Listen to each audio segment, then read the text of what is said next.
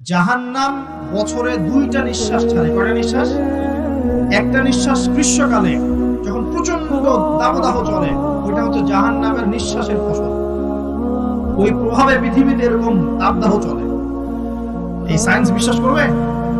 করবে না। ওর বিশ্বাসের আমার যায় আসে না। আল্লাহ পাক বলেছেন সত্য, রাসূল বলেছেন সত্য। আরেকটা হচ্ছে শীতকালে যখন প্রচন্ড ঠান্ডা, তখন শীতকালে জাহান্নামের এমন একটা জায়গা আছে যেটা কিন্তু শীতল জায়গা।